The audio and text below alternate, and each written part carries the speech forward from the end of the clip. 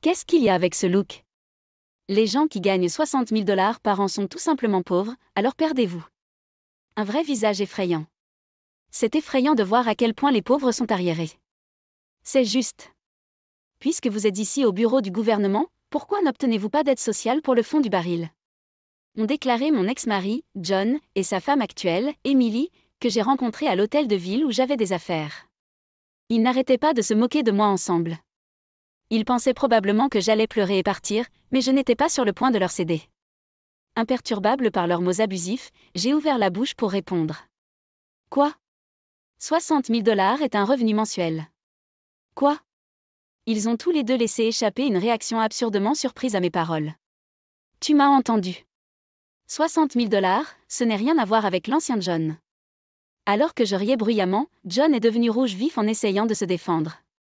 Ils ont continué à être obsédés par moi. Mais je leur ai finalement donné la revanche qu'ils méritaient. Je m'appelle Catherine White, j'ai 50 ans.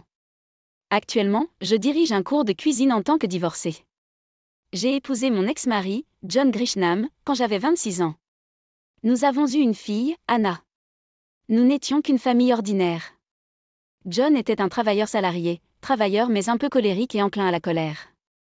Il avait une attitude dominante masculine et faisait parfois des commentaires désobligeants sur moi et Anna. Cependant, il croyait fermement qu'en tant qu'homme, il devait être responsable. Au début de notre mariage, j'ai trouvé sa masculinité et sa fiabilité attrayantes, et nous vivions modestement mais heureux. J'ai rencontré John par le biais de la présentation d'un collègue senior, une façon courante de se rencontrer. Ma collègue s'inquiétait pour moi de ne pas avoir de petite amie même après 25 ans. Honnêtement, je n'étais pas très attirée par l'idée du mariage. J'étais plus enclin à travailler qu'à me marier. Mais à l'époque, peu de gens pensaient comme moi, et beaucoup pensaient que la retraite due au mariage était le bonheur d'une femme. De plus, mes parents, chaque fois qu'ils me contactaient, commençaient à parler de mariage. Je vivais loin de chez moi à cause du travail, et j'avais aussi des inquiétudes à l'idée de me marier pour rassurer mes parents. Quand j'ai rencontré John, j'ai commencé à le considérer comme un partenaire de mariage potentiel. John semblait avoir des préoccupations similaires à cette époque. Tout le monde se marie, et les parents sont ennuyeux à ce sujet. Honnêtement, je ne suis pas intéressée par le mariage, mais si je devais me marier, je veux que ce soit quelqu'un comme toi, Catherine. Un jour, John m'a dit ça. Nous n'étions pas vraiment follement amoureux, mais je pensais que nous pourrions être de bons partenaires puisque nos points de vue sur le mariage étaient similaires. Nous avons décidé de nous marier dans l'année qui a suivi notre rencontre, mais nous n'avions vraiment pas d'argent. Nous vivions tous les deux seuls avant le mariage, nous n'avions donc presque pas d'économie. Ainsi, notre mariage n'était qu'un petit repas avec seulement des membres de la famille. Incapable de se payer une nouvelle maison, notre vie conjugale a commencé lorsque John a emménagé dans mon appartement. Compte tenu de notre situation, j'avais l'intention de continuer à travailler après le mariage.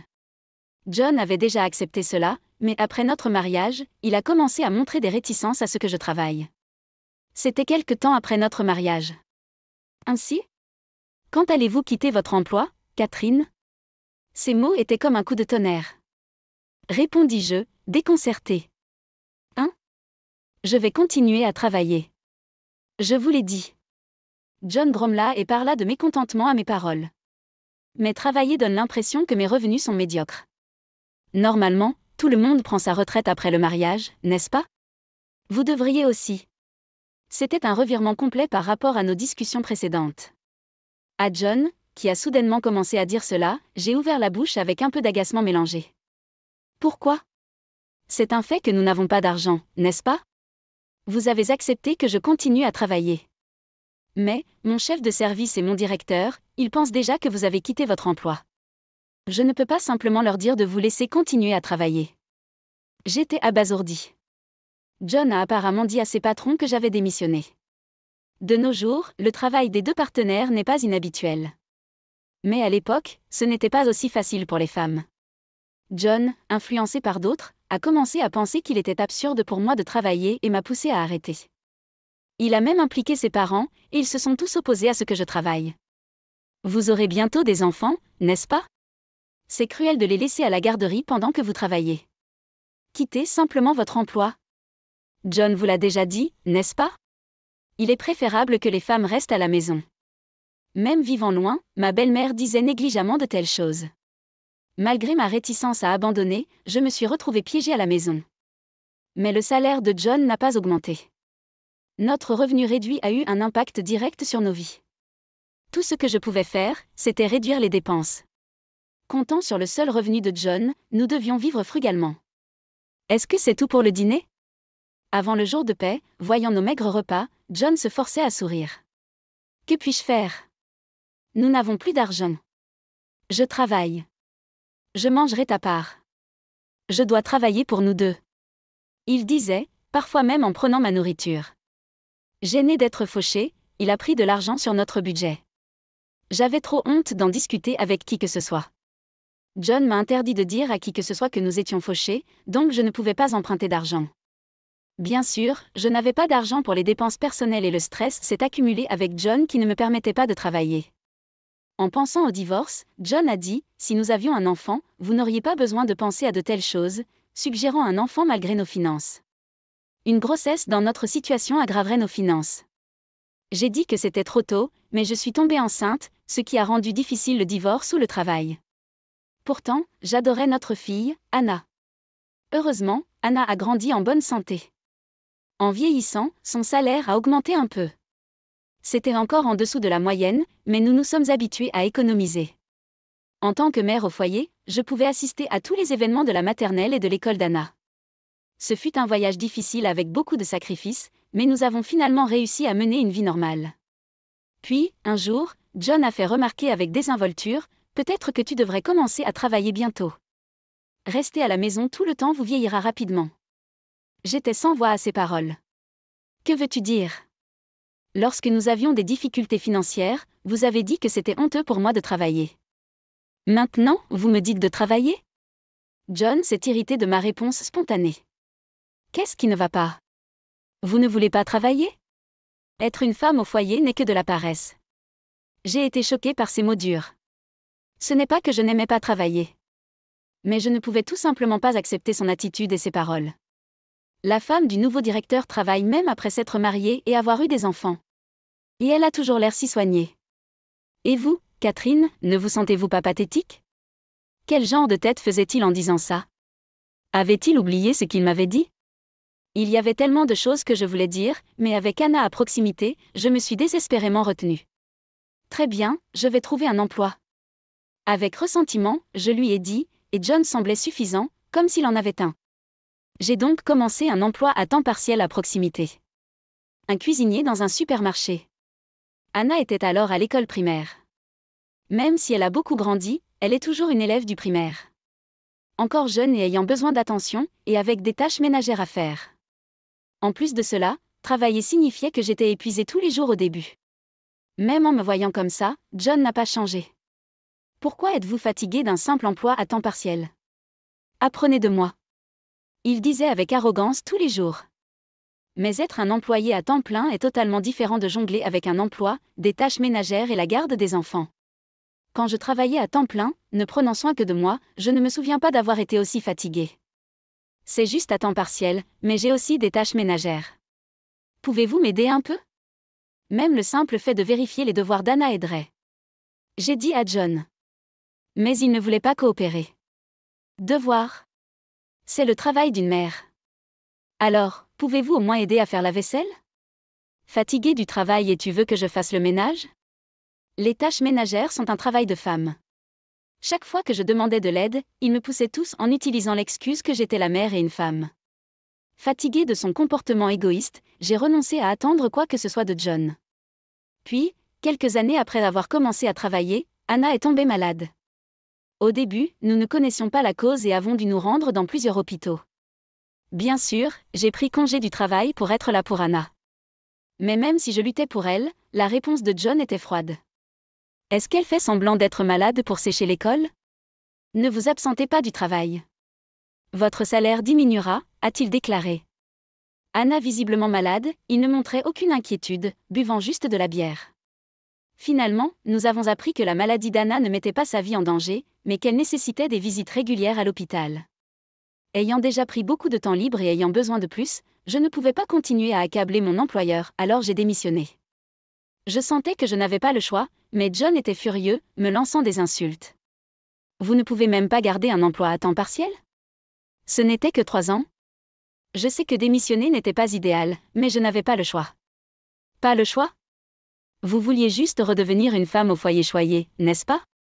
J'avais beau expliquer l'état d'Anna et notre situation, John n'était pas empathique. Au lieu de cela, il a continué à me mettre la pression pour que je travaille. Aux prises avec la situation impossible et la violence psychologique de John, j'étais désespérée de faire quelque chose. Puis un jour, Anna a dit « Maman, je suis désolée que tu aies dû quitter ton travail à cause de moi. » J'ai été surpris.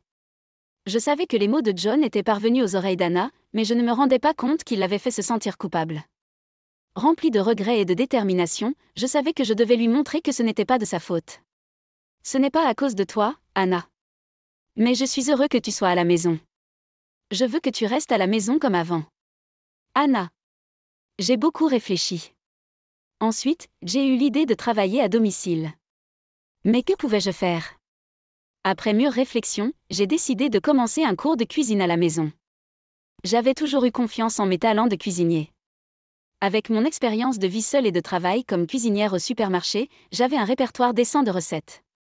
De plus, travailler au supermarché pendant 3 ans m'a permis d'obtenir une licence de chef. Ainsi, j'ai pu commencer mon cours de cuisine en douceur. Anna était ravie. Mais John n'a fait que me ridiculiser. Comme si vous pouviez réussir par vous-même. Qui paierait pour apprendre la cuisine de vous? Arrête cet effort futile et va trouver un vrai travail, ermite. Il se plaignait constamment pendant que je me préparais pour le cours de cuisine. Pourtant, je n'ai pas abandonné. Je suis sûre que même John changera d'avis. Cependant, le succès n'a pas été facile au début.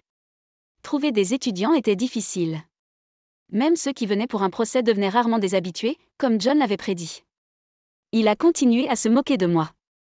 Trouver simplement un vrai travail. Il a dit facilement, mais compte tenu des visites à l'hôpital d'Anna et des maladies soudaines, c'était difficile. John n'avait toujours pas l'intention d'accompagner Anna à l'hôpital, ce qui m'a empêché de recommencer à travailler. Finalement, j'ai continué le cours de cuisine, malgré mes inquiétudes. Puis, un jour, j'ai eu 2 étudiants qui ont assisté à tous les cours de cuisine. Votre cuisine est très appréciée de ma famille. Mon fils n'aime pas les légumes, mais il a mangé votre cuisine l'autre jour. Ce sont des gens tellement merveilleux. Ils ont également amené leurs amis, et le cours de cuisine a finalement décollé environ 1 an après son ouverture. Anna était très heureuse, mais John m'a regardé froidement. Je pouvais sentir qu'il avait toujours l'impression que j'étais un idiot, mais il devenait de moins en moins bavard, comme s'il ne pouvait rien dire. 5 ans ont passé. Mon cours de cuisine se portait bien, bien que lentement. La santé d'Anna s'est améliorée avec la croissance et ses visites chez le médecin sont devenues de simples examens annuels. Nous n'étions pas très riches, mais nous vivions heureux sans problème majeur. Au contraire, ma relation avec John s'était refroidie. Je sentais distinctement son mécontentement de mon succès, et je n'avais plus rien à lui dire. Quand nous nous sommes mariés, je pensais que nous serions de bons partenaires, mais les choses ne se passent pas toujours comme prévu. Pourtant, nous étions ensemble depuis si longtemps. Je pensais que nous allions continuer cette relation modérée jusqu'à un âge avancé, mais un jour, quelque chose s'est passé. Anna, maintenant lycéenne, est rentrée de l'école avec un regard troublé sur son visage. Qu'est-ce qui ne va pas? Quelque chose s'est-il passé à l'école? Quand j'ai demandé, Anna a ouvert la bouche avec une expression sérieuse. J'ai vu papa marcher avec une femme, je ne sais pas. Papa? Quelqu'un du travail? Et alors? Non. Ils étaient bras dessus bras dessous, regardant de près. J'ai senti le sang couler de ma tête quand j'ai entendu ces mots. Il était clair pour moi que c'était une liaison, mais cela ne m'a pas choqué. J'avais le cœur brisé qu'Anna ait dû en être témoin et être blessée. Il s'agit peut-être d'un malentendu. J'en parlerai à ton père. Désolé d'avoir dit quelque chose comme ça. Non, non. Merci de me l'avoir dit, même si c'était difficile. Ce n'est pas de votre faute, ne vous inquiétez pas. J'ai réconforté Anna avec un sourire, mais à l'intérieur je bouillonnais de colère.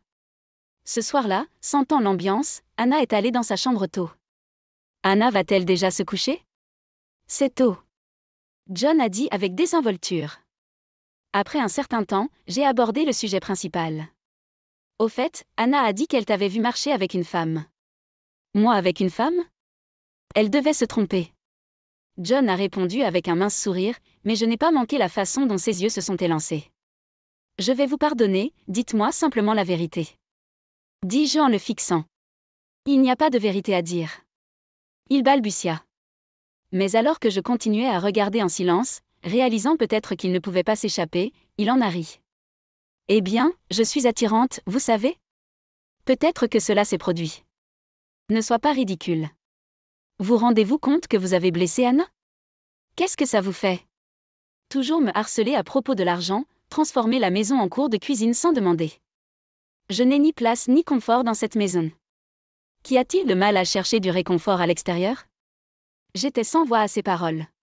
En effet, organiser le cours de cuisine à la maison aurait pu être gênant pour John. Pourtant, il n'a jamais rencontré aucun de mes étudiants. Il s'est même moqué de moi, disant des choses comme « Hein? Personne n'est venu aujourd'hui? Pas très populaire, n'est-ce pas, après les cours ?»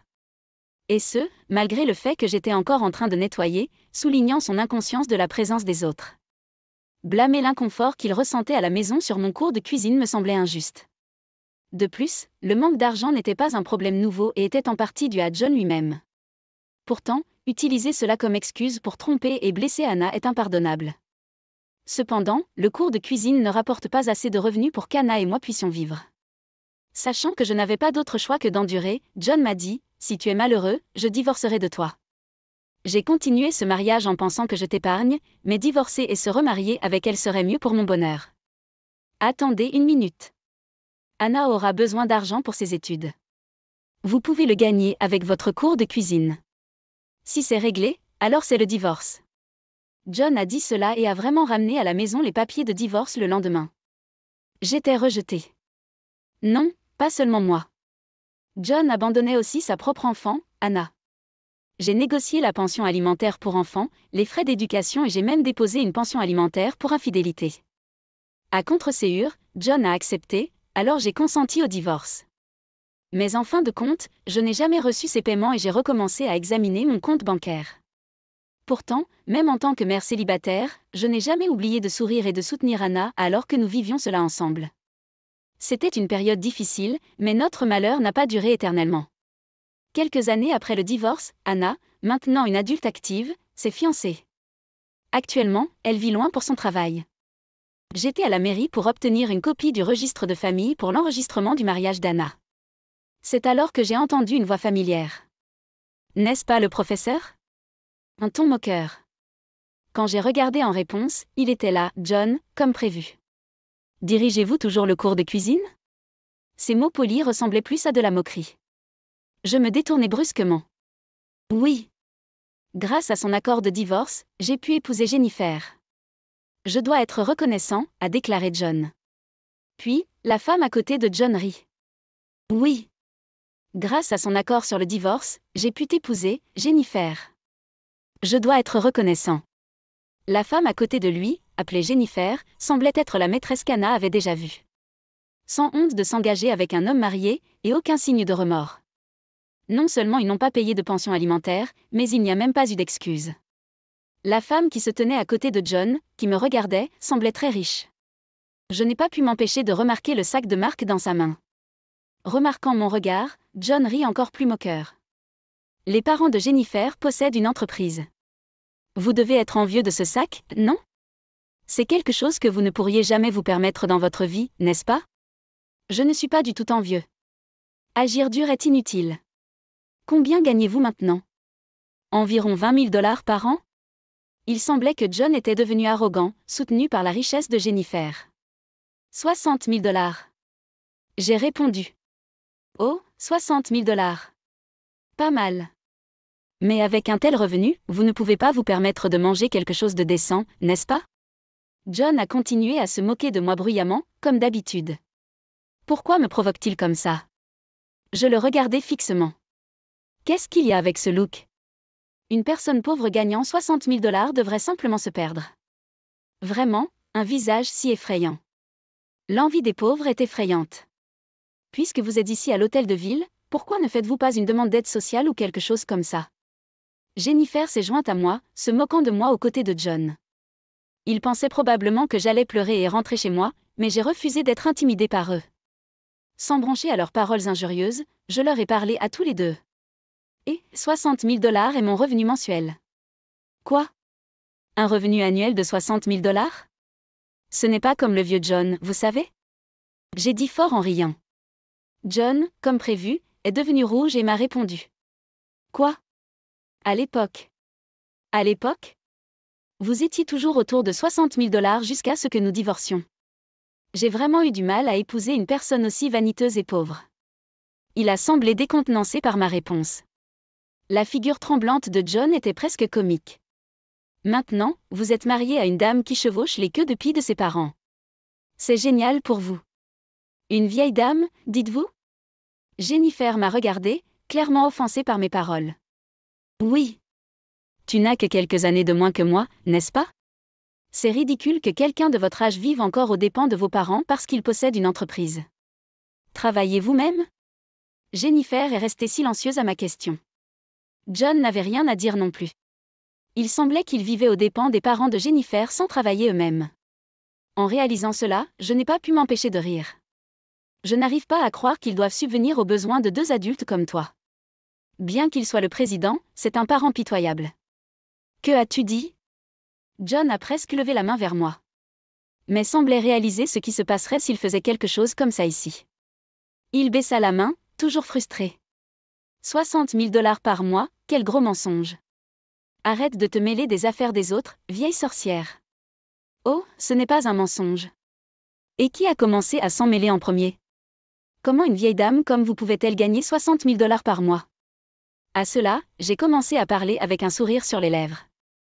Jennifer, tu ne cuisines pas? Cuire. Nous avons une femme de chambre pour cela. Ne me mettez pas dans le même sac que les pauvres. La soupe aux truffes de notre femme de ménage cuisinée avec les légumes de notre entreprise est exquise.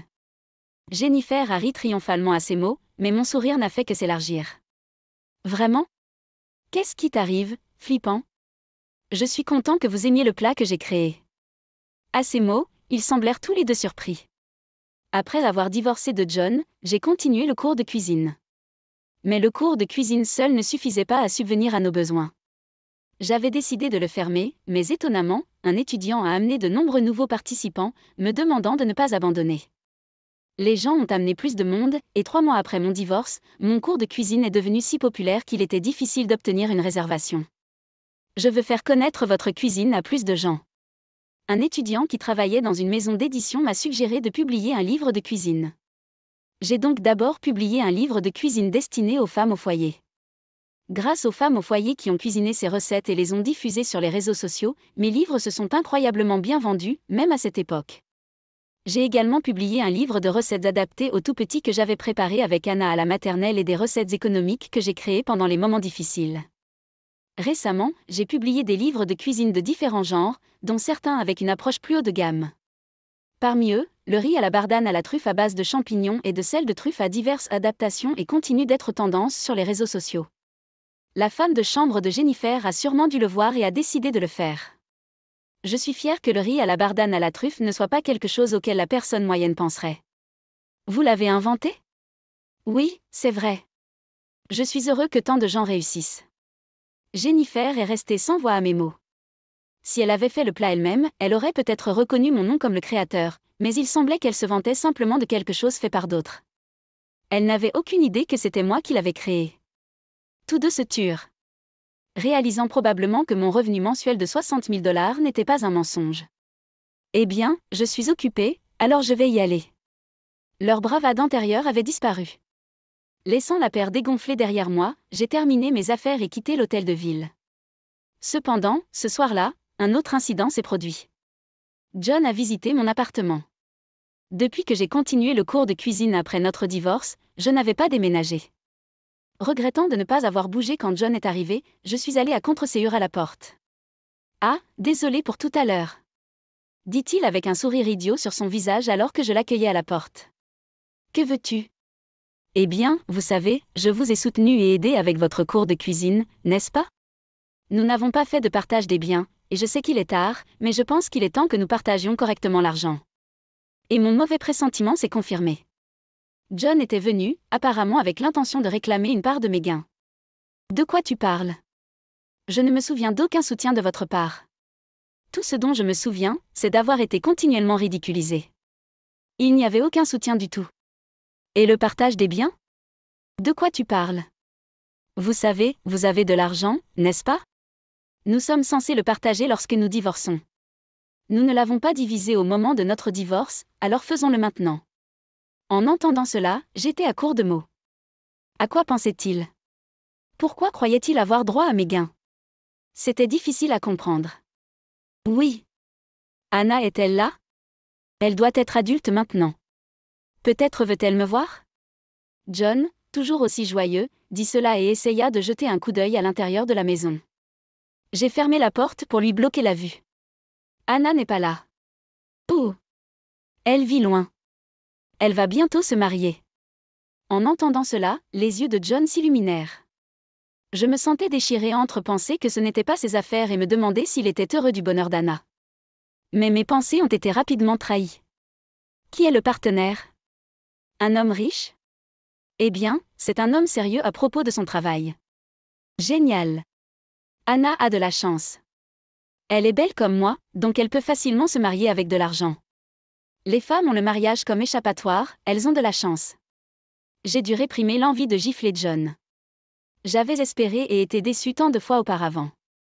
J'étais stupide d'avoir ne serait-ce qu'une once d'espoir qu'il pourrait se soucier en tant que père. Il était clair que John manquait même d'une trace d'affection paternelle. Le mariage? Je ferais mieux de garder mon emploi du temps ouvert, dit John, supposant qu'il serait naturellement invité. Ensuite, vous devrez demander à Anna à ce sujet, mais si vous voulez rencontrer l'homme qui sera le mari d'Anna, vous et Jennifer pouvez venir ce week-end. Vous pouvez au moins venir dire bonjour. Mes paroles semblèrent rendre John très heureux, et il hocha la tête avec empressement. Juste au moment où j'étais sur le point d'obtenir la transcription du registre de famille, John m'avait suggéré de prendre un repas ensemble. Il est parti en disant qu'il reviendrait plus tard. J'ai soupiré en regardant sa silhouette battre en retraite. Puis vint le week-end. John est arrivé chez moi avec Jennifer. Jennifer, qui était clairement une étrangère, m'a laissé perplexe quant au but de sa venue. J'ai décidé de les laisser entrer dans la maison pour le moment. Cependant, quand Anna et son futur mari, Richard, qui était arrivé plus tôt, les virent tous les deux, ils échangèrent des regards perplexes. Pourquoi papa est-il venu? Et qui est-ce? Cela fait un moment que nous ne nous sommes pas rencontrés, et c'est comme ça que vous nous saluez? Vous allez vous marier, n'est-ce pas? John a souri et a salué Anna, mais Anna m'a regardé avec un soupçon de quelque chose à dire. Alors, j'ai souri et j'ai salué Richard. Richard, c'est le père d'Anna, John, mon ex-mari, et Jennifer, sa femme actuelle. Ravi de vous rencontrer. Anna lui avait parlé de John comme étant son père et de l'histoire de mon divorce. Ainsi, Richard ne semblait pas trop satisfait d'eux deux. Il les salua avec confusion. Au milieu de tout cela, j'ai continué à parler. Vous voyez, quand nous avons divorcé, nous n'avons pas fait de partage des biens, et je n'ai reçu aucune pension alimentaire. Eh bien, aujourd'hui n'est pas le jour pour ce genre de discours, n'est-ce pas? Non, c'est juste le bon moment. Richard, vous êtes avocat, et Jennifer est ici aussi, alors j'aimerais avoir une vraie conversation. Jennifer leva les yeux au ciel à ces mots. Puis elle regarda John comme si elle demandait de l'aide. Anna semblait comprendre la vraie raison pour laquelle j'avais appelé John aujourd'hui, et les coins de sa bouche se sont retournés. Une pension alimentaire, dites-vous? J'écoute. Eh bien, sur la base des cas que j'ai traités jusqu'à présent, dans votre cas, vous pourriez probablement obtenir environ 20 000 $ en termes de contenu. 20 000 $? Jennifer a crié et s'est énervée. Eh bien, bien sûr. Même si vous êtes riche, si vous ne travaillez pas vous-même, il n'y a pas d'autre option que de compter sur vos parents. John le dit d'un ton vexé. Vous pourriez simplement soustraire cela de la division des biens et me le donner. Je n'ai pas pu m'empêcher d'éclater de rire à John, qui disait toujours de telles choses. Richard a également dit avec émerveillement. Division des biens? J'ai entendu dire que Catherine n'avait pas d'argent du tout au moment du divorce. Si elle ne l'a pas fait à l'époque, elle le fait maintenant. Le partage des biens est basé sur les biens formés pendant le mariage.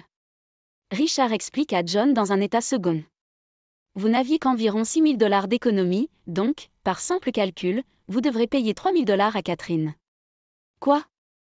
Les choses se sont passées comme je l'avais espéré, et je me suis sentie un peu mieux. Lorsque nous avons divorcé, John a pris toutes les économies. J'étais tellement heureux de pouvoir faire ce que je voulais. Richard, je veux qu'il me paie exactement ce qu'il me doit. Puis-je vous demander d'intervenir? J'ai demandé à nouveau à Richard devant eux deux. John et Jennifer se regardèrent et pâlirent à sa réponse. J'ai ensuite déposé une réclamation dans la forme appropriée, mais comme d'habitude, il n'y avait toujours pas de paiement. Cependant, je ne pouvais plus causer d'ennui à Richard et Anna. J'ai finalement décidé de prendre le dernier recours. Je vais résilier le contrat. J'ai envoyé un avis à l'entreprise de fruits et légumes avec laquelle je faisais affaire. L'entreprise de fruits et légumes s'était vue confier tous mes légumes depuis que j'avais publié mon livre. Les ventes de kits de repas contenant les légumes que j'utilise dans ma cuisine ont également été favorables. Ils représentent une grande partie des revenus de cette entreprise, et nous avons pu conclure un contrat mutuellement bénéfique. C'est précisément à cause de John et Jennifer que j'ai décidé de résilier le contrat. Effectivement, le président de l'entreprise de fruits et légumes est venu me voir immédiatement avec le vice-président. Y a-t-il quelque chose qui ne va pas? Vos kits de repas continuent d'être bien accueillis et nous prévoyons des ventes continues. Résilier le contrat maintenant n'est pas la voie à suivre. Le président et le vice-président m'ont regardé avec difficulté et ont réussi à me supplier de poursuivre le contrat. Bien sûr, nous sommes reconnaissants à votre entreprise pour toute l'aide que vous nous avez apportée, mais je ne veux pas m'impliquer plus longtemps. Mes mots tranchants leur donnaient des sueurs froides alors qu'ils cherchaient une raison. Comme pour répondre, je leur ai dit. Pour être précis, je ne veux plus rien avoir à faire avec Jennifer, la fille du président et la sœur du vice-président. L'entreprise de légumes et de fruits avec laquelle j'avais passé un contrat était gérée par la maison familiale de la femme de John, Jennifer. Oui. Bien sûr, je ne le savais pas au début. Cependant, quand Jennifer a dit que les légumes étaient des poignées d'entreprises et qu'elle était la fille du président, j'ai pensé que c'était possible. Il n'y a pas beaucoup d'entreprises de fruits et légumes ici. J'ai donc examiné le contrat et j'ai trouvé le nom de Jennifer sur la transcription de l'entreprise de fruits et légumes. Elle ne travaillait pas. Il était évident qu'elle n'était une réalisatrice que de nom. Je savais que le vice-président avait une sœur, et quand j'ai découvert qu'ils étaient de la famille, je me suis creusé la tête pour essayer d'accepter ce fait. Cependant, comme d'habitude, ni John ni Jennifer n'étaient sincères envers moi. J'ai senti qu'il serait injuste pour moi de continuer à être la seule à être traitée avec sincérité. J'ai raconté au président et au vice-président les faits tels qu'ils étaient. Il ne peut pas être vrai que le mari de Jennifer était votre mari. Elle a fait une chose tellement scandaleuse. Les deux s'excusèrent simplement, leur visage pâle. Je suis désolée. Le nom de Jennifer sera retiré du conseil. Et papa. Vous devez assumer la responsabilité de la gâter. Je suis d'accord. Je suis vraiment désolée pour ce qu'elle vous a fait. Et donc, le président a démissionné. Le nom de Jennifer a été effacé de la liste des administrateurs, et bien sûr, elle a perdu son soutien financier. Cette Catherine qui dirige le cours de cuisine ici est une sorcière. Jennifer était tellement bouleversée qu'elle a passé plusieurs jours à crier cela devant notre appartement, mais grâce à cela, tout ce qui s'est passé a été exposé sur Internet. L'entreprise de fruits et légumes était dans une situation désespérée, mais j'ai décidé de résigner le contrat avec le vice-président en raison de sa personnalité et de sa réactivité. Il n'arrêtait pas de s'excuser auprès de moi, mais grâce à lui, j'ai pu obtenir le paiement de la pension alimentaire sans incident. Inutile de dire que John et Jennifer n'étaient pas heureux. Ils n'avaient même pas travaillé, et ce qui les attendait était une vie de pauvreté sans argent. Tous deux ont été abandonnés par leur famille et semblaient vivre dans un petit appartement. La façon dont j'ai appris cela, c'est qu'Anna m'a contacté. Papa m'a demandé de lui prêter de l'argent. Bien sûr, j'ai refusé. C'était pathétique qu'elle ne puisse compter sur personne et qu'elle doive mendier de l'argent à sa fille. Je pense qu'il travaille dans une usine de jour maintenant. Il n'aurait pas dû quitter son emploi. Il a dû penser qu'il était riche après avoir épousé cette femme et s'est emporté. Anna rit de cela. Je pouvais enfin rire au son de son rire. John avait toujours été si en colère contre moi, mais je pensais qu'il m'avait finalement fait vivre l'enfer. Je connais la douleur de vivre sans argent. J'espère que John ressentira cette douleur cette fois avec son propre corps. J'ai continué à travailler bien après cela. Maintenant, à la suggestion d'Anna, je mets également mes vidéos de recettes sur des sites de partage de vidéos. Je suis plus qu'heureux que les gens soient satisfaits de ma cuisine. Anna va bientôt avoir un bébé. Je pense écrire un livre de délicieuses recettes d'elle parce que j'ai mis mon employée enceinte, je divorce de vous. Elle sera ma femme. Sans aucun signe de remords, Henri m'a présenté les papiers du divorce juste devant moi. T'es sérieux? Elle n'a que 23 ans, n'est-ce pas? Peut-être que j'avais développé un peu d'affection pour Henri après avoir été ensemble pendant 30 ans. Mais Henri a facilement piétiné mes sentiments. Tu te fous de moi? Contrairement à vous, femme au foyer et présidente d'une entreprise, son attitude habituelle m'a donné l'impression que tout amour que j'avais pour Henri se tarissait complètement. Et puis, une sombre émotion a commencé à s'enrouler dans mon cœur maintenant vide. Oui, j'ai compris. Et ainsi, une période a été mise à notre 30e année de mariage. Henri ne comprenait vraiment rien, agissant sans penser à l'avenir. J'ai signé les papiers du divorce, pensant qu'il regretterait quelque chose qui se produirait plus tard, mais ce n'est pas mon problème. Et puis, 2 semaines après le divorce, je me suis tue mes ailes. Veuillez m'excuser. Henri, qui avait une somptueuse cérémonie de mariage à l'étranger, était sur le point de découvrir une terrible vérité. Je m'appelle Sally. J'ai le même âge que mon mari Henri, 56 ans, et il est président d'entreprise. Henri et moi nous sommes rencontrés lors d'une réunion. Je viens d'une petite ville où tous mes camarades de classe avaient déjà une famille ou avaient donné naissance à des enfants. Je n'étais pas particulièrement pressée, mais j'admirais l'idée de la famille, en regardant les familles de mes amis proches. J'ai été élevée par mes grands-parents après le décès de mes parents quand j'étais jeune. Pour être honnête, je n'étais pas très proche de mes grands-parents. Probablement parce que mon père s'était enfui avec leur fille unique, ma mère. J'ai donc toujours rêvé de construire ma propre famille brillante et heureuse.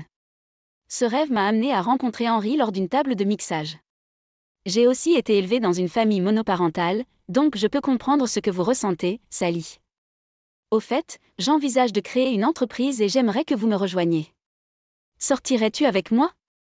Je pense que nous pourrions faire en sorte que cela fonctionne, avec quelqu'un d'aussi intelligent et orienté vers un objectif que vous. J'ai été attirée par les mots directs d'Henri et j'ai accepté de sortir avec lui.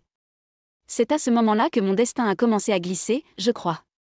Nous sommes sortis ensemble avec l'intention de nous marier et nous l'avons fait avec succès quand nous avions tous les deux 26 ans. 30 ans se sont écoulés depuis, à vivre notre vie ensemble. Nous n'avions pas d'enfants. Parce que nous ne pouvions pas concevoir. Nous nous sommes mariés à un bon âge, alors nous avons commencé à essayer d'avoir un bébé à 30 ans. Mais cela ne s'est pas bien passé. Henri semblait penser que l'infertilité était toujours la faute de la femme. Pendant la première moitié de l'année, j'avais l'impression que c'était comme ça, mais au fil des ans, puis des 2, l'attitude d'Henri s'est aggravée. Vous devez avoir un problème si vous ne pouvez pas tomber enceinte. Allez vous faire examiner. Je connais un médecin. Je n'étais pas enthousiaste à l'idée. Henri a donné l'impression que c'était simple, mais c'est un domaine très délicat. C'était étrange d'aller chez quelqu'un connu de mon mari. J'avais mon propre médecin, alors j'ai dit que j'irais là-bas, et Henri a froncé les sourcils et a commencé à se plaindre. Vous dites donc que mon ami n'est pas digne de confiance? Ce n'est pas ce que je dis.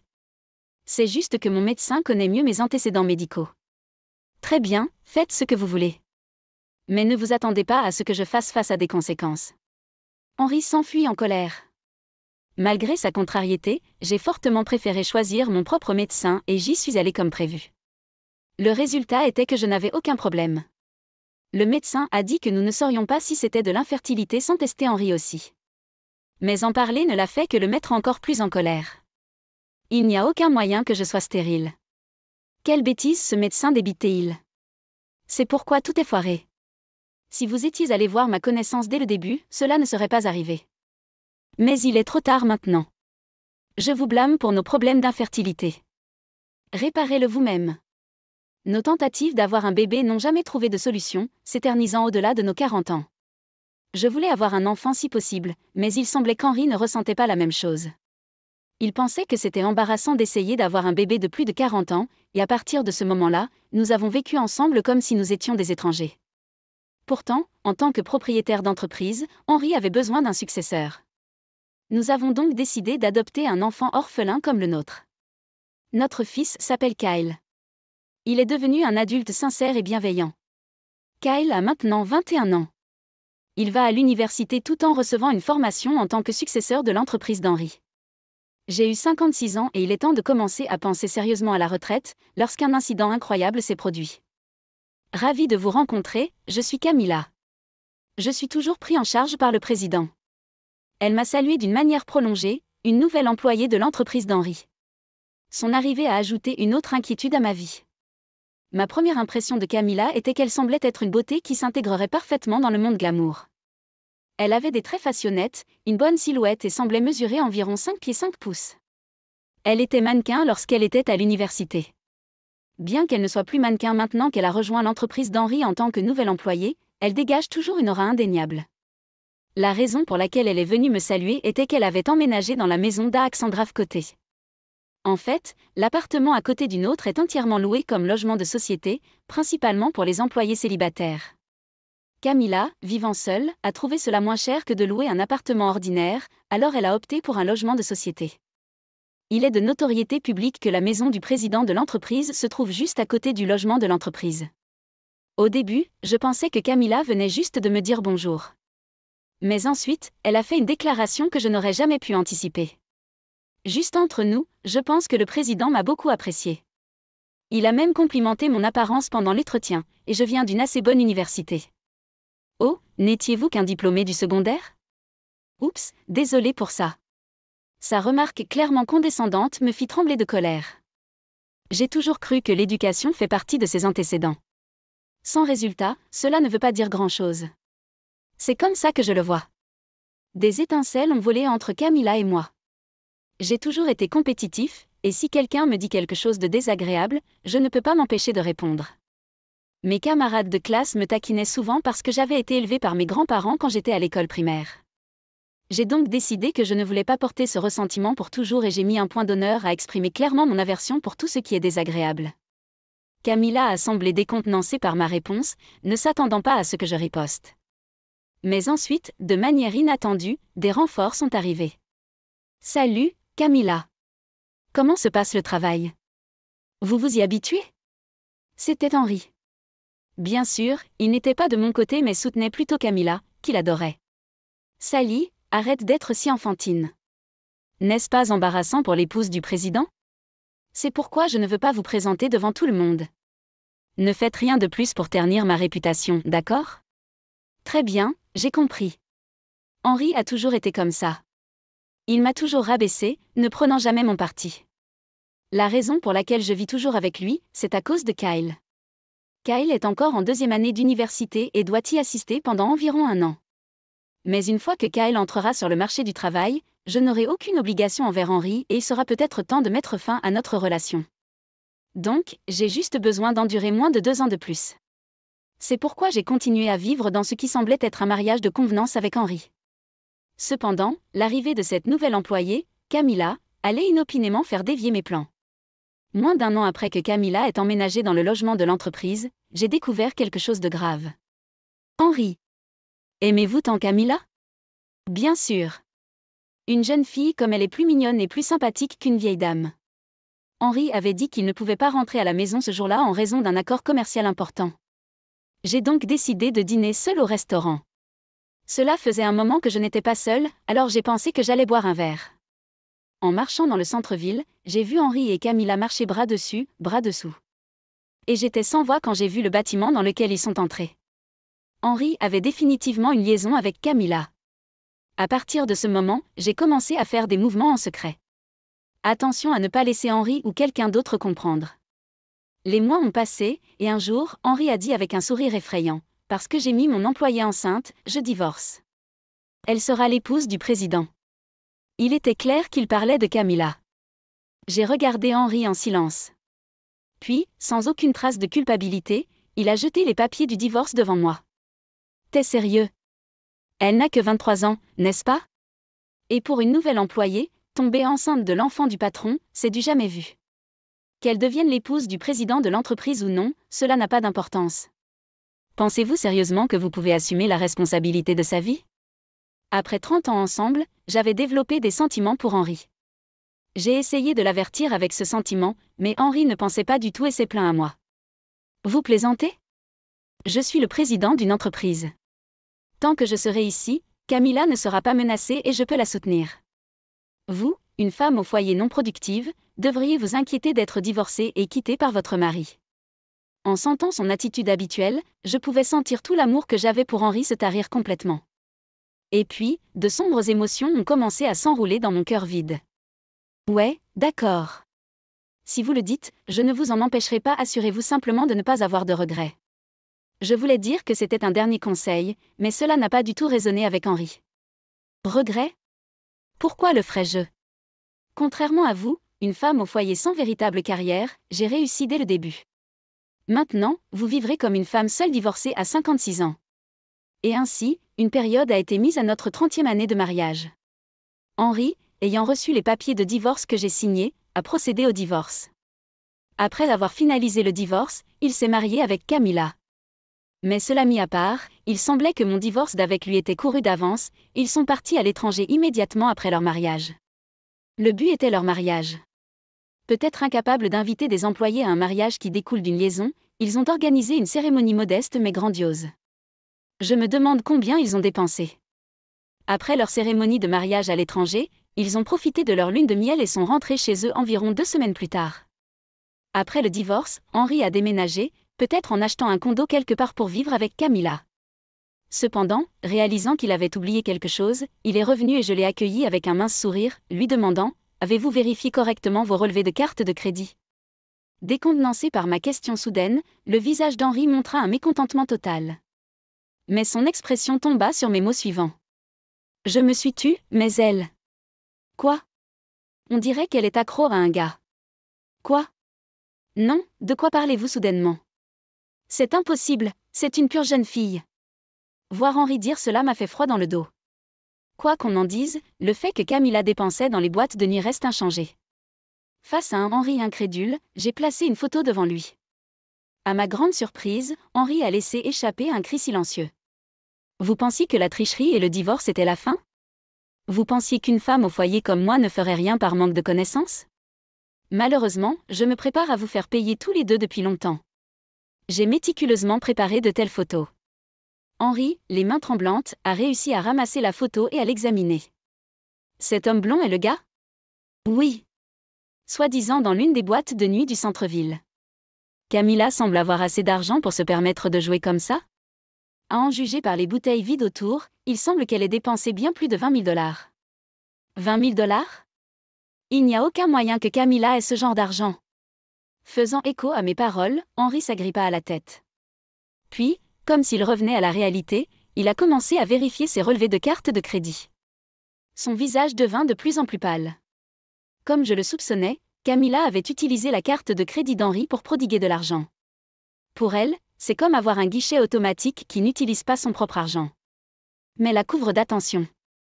En effet, Henri avait été complètement trompé par elle. Réalisant cela, il m'a regardé et m'a dit « Puis-je signaler cela comme une utilisation non autorisée à la société de carte de crédit ?» C'est impossible. Elle n'est pas mineure, elle a 23 ans et était votre épouse. Ce n'est pas comme si elle avait volé la carte, vous lui avez permis de l'utiliser librement, n'est-ce pas? Sur ce, Henri, avec une expression peinée, continua. Je le lui ai donné pour ses frais de subsistance, pensant qu'elle dépenserait quelques milliers, peut-être 20 000 $ au maximum. Mais le dépenser dans une boîte de nuit? Incroyable, que se passe-t-il? Il se lamentait, mais c'était de sa faute. Ne pas voir sa vraie nature et lui donner une carte de crédit avec une limite de plus de 20 000 $ a été mon erreur. Je ne pouvais que répondre avec un sourire ironique à un événement aussi ridicule. Quelques heures plus tard, j'ai reçu un appel de Camilla. « Eh, c'est vrai que tu fouines dans mon dos ?» Quand je suis rentrée à la maison, Henri m'a montré les photos et m'a grondé. « Incroyable. Vraiment, pouvez-vous arrêter de faire ça à cause de votre vilaine jalousie ?» Les photos que j'ai montrées à Henri semblaient avoir été emportées chez lui et utilisées pour confronter Camilla. Elle a dû être sévèrement grondée, car son acte habituel n'était nulle part visible. J'ai presque ri. Henri et Camilla étaient tous deux en faute. Parce que vous avez trompé et volé mon mari, faire autant n'est que justice, n'est-ce pas? Vous pourriez échapper au blâme sans preuve concrète de votre liaison, c'est pourquoi j'ai demandé à un détective de ne rien négliger pour obtenir des preuves indiscutables, qu'il s'agisse de photos ou d'enregistrements. J'ai répondu calmement. Camilla semblait grincer des dents à l'autre bout du fil. Après quelques secondes de silence, elle renifla et dit « Très bien, peu importe. C'est de la diffamation contre moi, et je vous poursuivrai en justice pour cela. Veuillez m'excuser ?» Je ne pus m'empêcher de laisser échapper un soupir d'incrédulité. A-t-elle vraiment compris le sens de la diffamation quand elle a dit cela? Après tout, c'est leur liaison qui a mis fin à notre mariage de 30 ans. Si quelqu'un devait intenter une poursuite, ce devrait être moi, la victime. Mais les déclarations mal avisées de Camilla ne se sont pas arrêtées. J'ai le guichet automatique ultime à Henri. Juste quelques larmes, et il est de retour de mon côté, et tu ne seras plus qu'un lointain souvenir. Attendez de voir combien de temps vous tenez jusqu'à ce que ce soit votre tour de pleurer. L'appel prit fin brusquement. Naturellement, Camilla est celle qui a fini par pleurer. Quelques jours après que j'ai exposé sa vraie nature à Henri, elle est venue chez moi, mendiant à genoux. Pourriez-vous parler à Henri ? Poursuivre un jeune de 23 ans pour mariage frauduleux semble un peu trop, vous ne trouvez pas ? Comme prévu, je n'ai pas pu m'empêcher de rire. Les sourcils de Camilla se froncèrent un instant, mais il était clair qu'elle savait qu'elle n'était pas en position d'argumenter. Henri est le président. Mais il a eu affaire à des avocats en raison de sa longue carrière à la tête de son entreprise. C'est probablement pourquoi il a demandé s'il était possible de poursuivre pour mariage frauduleux. Camilla voyait clairement Henri comme rien de plus qu'un distributeur automatique de billets, dépourvu de toute affection réelle. Et en ce qui concerne la grossesse, si par hasard ce n'était pas l'enfant d'Henri, le résultat était aussi clair que le jour. Malgré ses fanfaronnades, face à la perspective d'être poursuivie, elle était impuissante. C'est pourquoi elle est venue me demander de l'aide. Ironiquement, le seul qui pouvait arrêter Henri maintenant. Malheureusement, je suis aussi humain, et j'ai des sentiments sur la façon dont tu m'as traité. Payer de l'argent ne va pas seulement arranger les choses. Vous saviez qu'il était marié et qu'il avait quand même choisi d'avoir une liaison et de tomber enceinte. Pouvez-vous même comprendre l'angoisse mentale que cela m'a causée ? Sans un sourire et parlant rapidement, j'ai clarifié ma position et Camilla a reculé. Elle n'avait pas de réponse. J'ai clairement indiqué que je n'avais pas l'intention de pardonner à Camilla ou à Henri. Il était temps de régler les choses une fois pour toutes. Si Camilla avait montré le moindre signe de remords, j'aurais peut-être considéré son état avant d'agir, mais cela semblait inutile maintenant. J'avais pris ma décision. Occupons-nous du reste par l'intermédiaire d'avocats, d'accord ? Je n'ai pas l'intention de faire traîner cela plus longtemps. Soyez prêts. Avec un regard sévère, Camilla laissa échapper un petit cri et s'enfuit. Si elle devait s'enfuir à la moindre confrontation, elle n'aurait pas dû commencer tout cela en premier lieu. Mais une fois que les choses ont dégénéré à ce point, il n'y avait pas de retour en arrière. Quelques jours plus tard, Henri est venu chez moi. Il s'est approché de moi avec un sourire plâtré, suppliant de me réconcilier. L'audace était stupéfiante. Je l'ai coupé. Vous voulez maintenant recommencer ? Quel genre de culot avez-vous ? Et je vous ai demandé, n'est-ce pas ? Si vous pouviez assumer la responsabilité de sa vie après avoir mis enceinte une jeune femme de 23 ans. Eh bien, ça. Je n'aurais jamais pensé qu'elle pouvait être une telle intrigante, utilisant ma voiture pour faire des folies dans les boîtes de nuit et acheter des produits de luxe à volonté. Grâce à elle, mes économies ont chuté d'environ 100 000 $. Entendre cela était de la musique à mes oreilles. En souriant, j'ai dit, c'était nos économies communes, n'est-ce pas ? Juste pour que vous le sachiez, nous devons partager le montant au moment de notre divorce. Si je me souviens bien, nous avions environ 400 000 $ économisés en tant que couple, n'est-ce pas ? Je prendrai 200 000 $ dans le cadre de la division des biens. Malheureusement, votre part de 200 000 $ a été dépensée par Camilla, ne vous laissant que 100 000 $. Henri commença à se mettre en colère. Il a fait valoir que c'était un cas de force majeure que Camilla ait dépensé l'argent, et que nous devions donc partager les 300 000 $ restants, ce qui était un argument totalement égoïste pour moi. Considérant que c'était lui qui trichait, il n'avait pas le droit de dicter ses conditions, d'autant plus que son partenaire avait dilapidé nos économies dans des boîtes de nuit et d'autres frivolités. Je lui ai également rappelé quelque chose d'essentiel qu'il semblait avoir oublié. J'ai vérifié auprès de l'avocat, et le partage des 400 000 $ au moment de notre divorce est une affaire conclue. De plus, Henri, vous devez être prêt à quitter le sommet de l'entreprise. Quoi ? Non, le divorce et l'entreprise ne sont pas liés, n'est-ce pas ? L'entreprise est la mienne, je l'ai construite. Quant au partage des biens ? Pendant qu'il parlait, la porte du salon s'ouvrit. Et Kyle se tenait là. Papa, je suis déçu de toi. Recourir à l'utilisation des fonds de l'entreprise parce que vous ne voulez pas payer de votre poche pour les dépenses extravagantes de Camilla. À ce moment-là, le comportement d'Henri a complètement changé. Il a dû penser qu'il pourrait bluffer avec moi. Mais l'arrivée de Kyle et sa déclaration ont mis Henri dans une situation difficile. Comme Kyle l'a dit, Henri avait puisé dans les fonds de l'entreprise. Pas seulement quelques centaines de milliers, mais plus de 200 000 $. Vous savez que j'ai étudié l'économie et la gestion d'entreprise à l'université tout en travaillant dans le service de comptabilité de l'entreprise, n'est-ce pas ? J'ai remarqué que quelque chose n'allait pas et j'ai mené une enquête interne, qui a révélé que vous aviez canalisé l'argent de l'entreprise sur vos comptes personnels. Kyle a dit cela en présentant des preuves irréfutables. Réalisant qu'il ne pouvait pas s'en sortir, Henry, comme Camilla, a commencé à ramper pour obtenir le pardon. J'avais tort, je l'admets. Alors, Kyle, peux-tu détourner le regard? Je suis ton père, après tout. Sally, nous sommes mariés depuis 30 ans, sois un peu plus gentil avec moi. S'il vous plaît. Des excuses aussi superficielles ne valaient rien. Kyle et moi sommes restés impassibles. La décision de le démettre de ses fonctions avait déjà été convenue entre les membres du conseil. Au moment où il s'en rendit compte, il était trop tard et tout ce qu'Henry pouvait faire était de pleurer et de s'excuser abondamment. Puis, de manière inattendue, Camilla a fait irruption. Je savais que tu serais là. Depuis que la chose est sortie, tu n'es pas revenu à l'appartement et tu m'évites à l'entreprise. Très bien, je vais divorcer d'Henry. L'enfant est définitivement le vôtre, donc je m'attendrai à une pension alimentaire. Camilla, le visage rouge de colère, n'a pas été réprimandée par moi ou Henry, mais par Kyle. Savez-vous pourquoi je suis devenue l'enfant adoptif de mes parents, Camilla? Hein? Parce que cette femme était stérile. Ma mère n'était pas stérile. L'infertile était mon père. L'atmosphère s'est figée à ce moment-là. Après avoir commencé le traitement de l'infertilité, je n'ai reçu aucune coopération de la part d'Henry.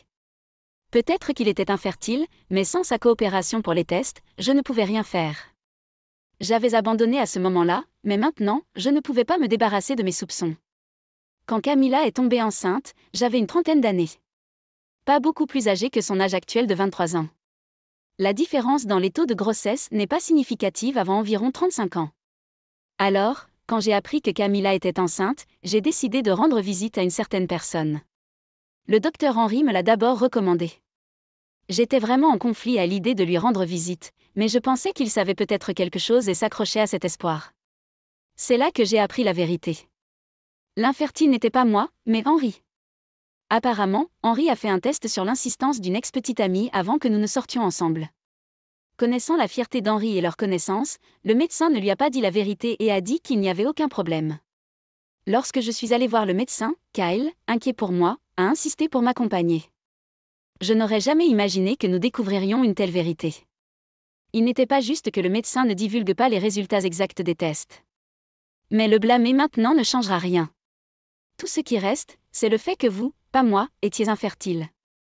Alors, j'aimerais demander à Camilla, comment avez-vous réussi à concevoir l'enfant d'Henry alors qu'il est incapable de féconder qui que ce soit? Camilla a soudainement commencé à vaciller. Si c'était vraiment l'enfant d'Henry, elle aurait pu nier mon accusation d'emblée. Son incapacité à le faire signifie probablement autre chose. Henry, plus contrarié par les mensonges supplémentaires de Camilla que par la révélation de son infertilité, a commencé à la réprimander férocement. À tel point que j'ai dû intervenir. Camilla, dès le début, vous avez approché Henry avec l'intention de l'utiliser. C'est un fait indéniable. Je comprends pourquoi tu es en colère, Henry, mais n'oublions pas que tu m'as trompé en premier. C'est aussi un fait. Ne devriez-vous pas avoir quelque chose à me dire avant que vous ne commenciez tous les deux votre vilaine querelle? Sur ce, je regardai fixement, et Henry se tut. Puis, Camilla a commencé à dire, « Je suis désolée. Je n'aurais jamais pensé en arriver là. » Oh, vraiment? Vous avez brisé une famille avec cet état d'esprit? Camilla ne pouvait que s'excuser abondamment, des larmes coulant sur son visage. Sentant que c'était insupportable à regarder, j'ai échangé des regards avec Kyle et j'ai hoché la tête, leur présentant les papiers de demande de pension alimentaire. Henry a été choqué par le montant. Ce montant est scandaleux. Qu'est-ce que c'est? Je leur avais demandé 200 000 $. Bien que cela puisse sembler scandaleusement élevé, il y avait une bonne raison à cela. Henry, bien qu'il soit PDG, ne m'avait pas fourni de frais de subsistance au cours des 10 dernières années. J'ai dû utiliser les 200 000 $ que j'ai hérités de mes parents pour nos frais de subsistance et les frais d'éducation de Kyle, me laissant sans économie personnelle. J'ai dû puiser dans mon héritage parce qu'Henry ne voulait pas payer les frais de subsistance, même si les héritages ne sont pas soumis au partage des biens en cas de divorce. C'était un cas clair de contrainte. J'ai fait des recherches sur des cas antérieurs pour voir si quelqu'un dans une situation similaire avait reçu une pension alimentaire. Le montant que mon avocat et moi avons proposé a été calculé en fonction du comportement d'Henry au cours des 10 dernières années, de sa position de PDG, de sa capacité à payer et de son attitude après la découverte de l'affaire. En d'autres termes, c'était justifié. S'ils avaient des plaintes, ils étaient les bienvenus pour les porter devant les tribunaux, mais j'étais déterminée à lui faire payer ce montant. Vous n'avez pas fourni les frais de subsistance de votre femme au foyer ou payé les frais d'éducation de votre enfant avec votre propre argent, n'est-ce pas? Et maintenant, Camilla, vous parlez de poursuivre en diffamation. Vous remplissez les critères de pension alimentaire. Puis Camilla supplia désespérément. Attendez, s'il vous plaît. Je suis vraiment désolée maintenant. Ainsi? Elle espérait donc une clémence ou une réduction. Quel revirement complet. J'étais au-delà de la colère et tout simplement consternée. Avec un lourd soupir, je l'ai regardé et j'ai dit, maintenant que tu es désespéré, tu veux le pardon? Une réduction? Ou peut-être espérez-vous être libéré de vos responsabilités? De telles pensées naïves sont totalement inacceptables. Finalement, Camilla a manqué de mots et n'a pu que se mordre la lèvre et me regarder. Se tournant lentement vers Henri. Il laissa échapper un petit cri puis commença à dire quelque chose d'inimaginable. Moi aussi, j'ai été trompée par Camilla, tout comme toi, Sally. Je suis aussi une victime. Alors, combattons cela ensemble. Veuillez m'excuser. Je ne pouvais pas croire qu'il ait choisi de jeter Camilla sous le bus. Penser que se réconcilier avec moi allégerait son fardeau. J'avais honte d'avoir eu un homme aussi superficiel que mon mari. Vous êtes tous les deux pathétiques. Si vous allez tricher, prenez au moins vos responsabilités comme un adulte. Vous n'êtes pas des enfants qui viennent d'apprendre à parler. Kyle s'est joint à eux. C'est le pire. Je ne te considère plus comme mon père. Mon seul parent est maman. Et Camilla, si vous êtes venue dans l'entreprise juste pour avoir une liaison, il vaut mieux que vous partiez. Après avoir été réprimandés par nous, ils n'ont rien pu dire et se sont effondrés sur place. Après des discussions avec nos avocats, nous nous sommes mis d'accord sur 140 000 $ comme montant final. Mon avocat a d'abord dit que nous pourrions probablement obtenir 80 000 à 100 000 $, mais je ne pouvais pas pardonner les actions d'Henri. C'est pourquoi j'ai audacieusement exigé 200 000 $.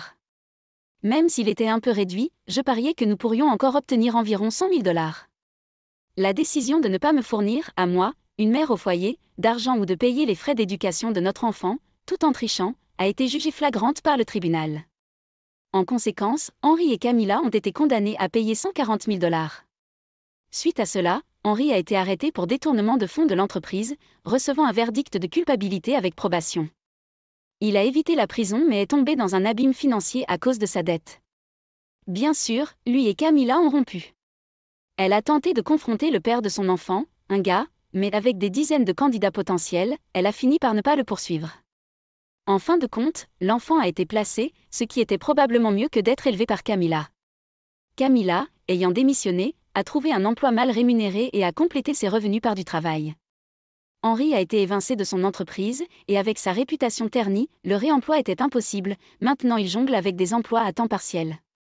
Ils ont probablement dû abandonner le condo dans lequel ils vivaient ensemble et résident maintenant probablement dans un appartement délabré avec des courants d'air. Pour l'instant, le vice-président exécutif est devenu le nouveau PDG, mais il a déclaré que les choses changeraient considérablement lorsque Kyle prendrait le relais. Bien que l'entreprise ait subi des dommages importants, tout le monde est maintenant uni pour aller de l'avant. J'ai réussi à obtenir de l'argent et la maison dans la division immobilière, mais j'ai finalement vendu la maison et je vis maintenant dans un petit appartement. C'est plus paisible de cette façon. Kyle est diplômé de l'université et est maintenant respecté au sein de l'entreprise. Ces 10 dernières années, ainsi que la période de divorce, ont été tumultueuses à cause d'Henri, mais j'ai hâte de profiter de ma retraite en paix. J'ai hâte de voir ce que l'avenir réserve à Kyle, qui, contrairement à son père irresponsable, est devenu un jeune homme